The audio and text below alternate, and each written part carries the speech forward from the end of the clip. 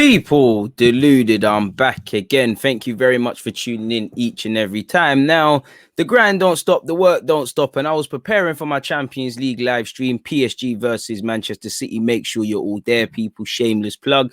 I already done my Arsenal live streams. I thought were done in relation to Stan Kroenke versus Daniel Ek and stuff like that. Not that I want it to be done, not that I don't want a new owner in that. It seems a pretty open and shut case. Unless he's offered something that is something too good to be true, he's not going to sell the club. You know, the fans, we still got to keep up the effort, still do what we're doing, but we know Kroenke is going to stand firm. As many people describe it, you know, Arsenal is in terms of business, Arsenal is a jewel in the Stan Kroenke, or better yet, the Kroenke family. You know, it's used as collateral for other things, as you lot know. You know, it's a sleeping giant of sorts. Again, it's going to be passed down as a family heirloom. You know, you look at the rise of Arsenal. I say rise, I'm speaking specifically off the field from 2007 till now. We've been inconsistent in every word, every meaning of the word on it. Off the field, one consistency is that we're still flying commercially, people. Now, again, we'll never know Daniel Ek's true motives behind this. I like to think he loves the club, he wants the club, and all of these sort of things. Again, people have a right to criticize or say the timing. You know, is it on one hand, I think it's perfect timing for an Arsenal fan, which he is. On the other hand, could it be opportunistic? Now, I don't know what motives, what he stands to gain away from football, or how it ties into Spotify raising this attention. Well, he saw his stock prices double, to be fair, picked up a little bank. I think they've actually tumbled today. So I won't know his true motives. And we all know it's a slow process. Just forget Daniel. Just getting Kroenke out is not going to be an easy process. The man don't want to sell the club. So Arsenal have to make it, or at least for us fans, to the point where it doesn't matter in the fact that we can win Champions League. It's still got to go. Beyond that, there isn't too much fans can do. There isn't too much anyone can do. And simply put, we're just seemingly remaining at his mercy.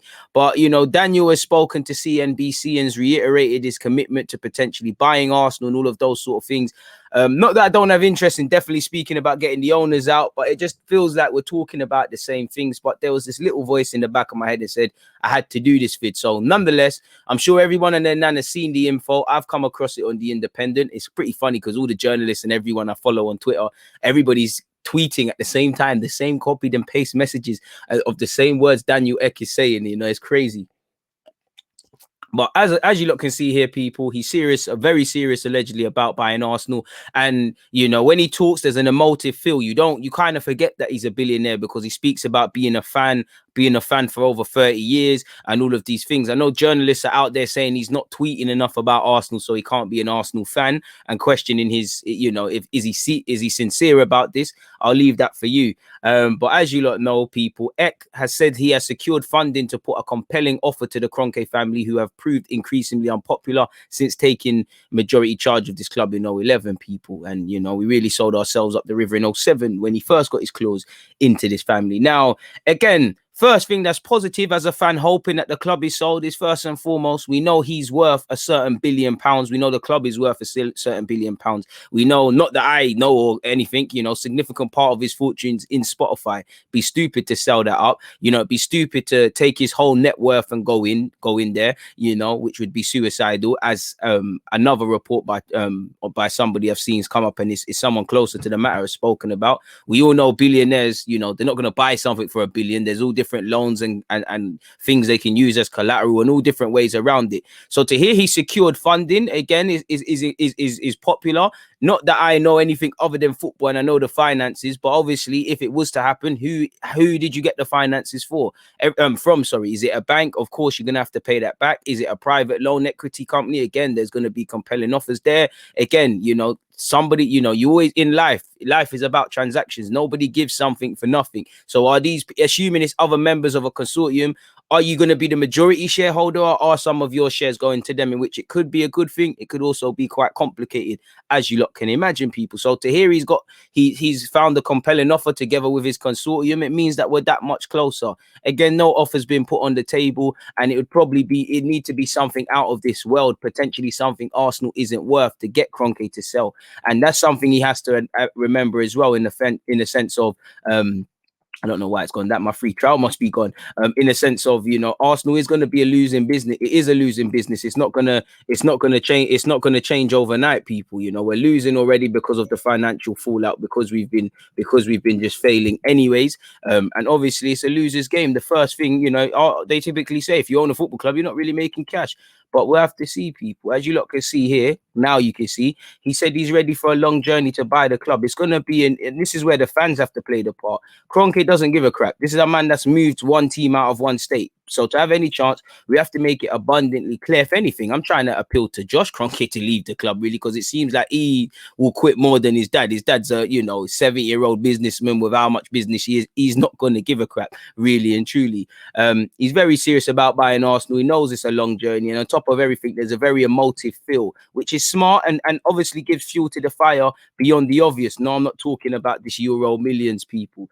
He said, I've been an Arsenal fan since I was 8 years old. Arsenal is my team. I love the history. I love the players. I love the players previously. I love a couple in this squad. I'm not sure I love the whole 25 and all the fans either. You know, you might have earned some brownie points if you just said couple man are dead still. But anyways, he said, and of course, I love the fans, he told CNBC. So as I look at it, I just see a tremendous opportunity to see a real vision for the club to bring it back to its glory. And I want to establish trust with the fans, and I want to engage the fans again. So again, rightly or wrongly, whether he's actually going to do this or not, assuming he took it, you can see how, you know, it's a emotive feel. We, you know, Arsenal fans, we'd all love to own the club. So to hear a fan is there, it means our best interest might be there. It means we might start fixing up and doing what other teams are doing in the Premier League. Obviously, when he said, I want more of a connection with the fans, when you hear the lack of Arsenal, well, there is no Arsenal fan on the board. You know, a lot of Arsenal members are very vocal with that. We do feel a lot of disconnect between the senior figures at this club and obviously, you know, us as fans. So again, that's playing a bit on the fans, in my opinion. Again, a bit of an emotive feel. He said, so to answer your question, I'm very serious. You know, I have secured the funds for it. So again, that's a bit positive. So again, maybe we can see money where mouth is, offers put on the table, and see some wheels in motion. Because as I said, this is going to be a long process. The quicker we can do it, the better. He said, and I want to bring what I think is a very compelling offer to the owners, and I hope they hear me out. But they've made, you know, the KSE. We've all known they're not selling, and they've made a statement saying they're not selling. And I'd say, not that I'm backing them, they probably disappreciate the public sort of intention, especially at a volatile time at this with the Super League and obviously Arsenal underachieving. That's not my opinion. That's how, if I was them, how they would be looking at people. He said, I've been a fan for 30 years of this club. I certainly didn't expect that this would happen overnight, and I'm prepared that this could be a long journey. So again, emotive feel. All I can do is prepare what I think is a very thoughtful offer, bring it to them, and hope they hear me out. Which again, if he wants to pass it down to his family, he's got no interest in doing. He said, I just focus on the club. I focus on the fans. I focus on trying to bring the club back to glory. As you said, I am first and foremost a fan. That's the most important thing for me, and I want the club to do better. That's my primary interest. So again, hopefully there is some positivity around it, but I'm not going to go over it again because I went over it in my live stream. You know, KSE, you know, Stan Kroenke Kroenke Sport and Entertainment, they've come out and said they've got no intention to sell. You know, they've referenced the whole media frenzy, so they said they're not going to sell. So it's not going to be an overnight process. Of course, I hope he sells. Of course, I hope Daniel gets his way. One has to wonder who these other people involved or where you secured the funding from and what knock-on effects that might have for Arsenal. But as I said, you know, I know many people say, or definitely in Sky Sports versus the Super League and UEFA, people were saying better the devil you do know than the devil you don't know. In this case, it's probably the devil we don't know. He could be an angel. He could be just chatting. You know, the richer the man, the cheaper the talk more time. So you know, let's be real. There are clearly some vested interests with buying Arsenal away from being a fan, whether that's for Spotify, whether that's for other ventures. In fact, when you read some reports, he's actually making a big not song and dance, but a big sort of drive to invest in more European-based companies and things just by a quick Google search, people. Charles Watts, big up Charles Watts on goal.com. He's touched on it vaguely on his article, you know. So if you're being more aggressive in terms of, you know, investing in European startups or whatever, then what better thing than to have Arsenal. You know, that's Arsenal in itself is free marketing. Do you get it? So there are some selfish reasons and some ulterior motives, of course. But as long as assuming he bought the club, as long as he, you know, cares about the club, I don't really care about a man making money. Making money only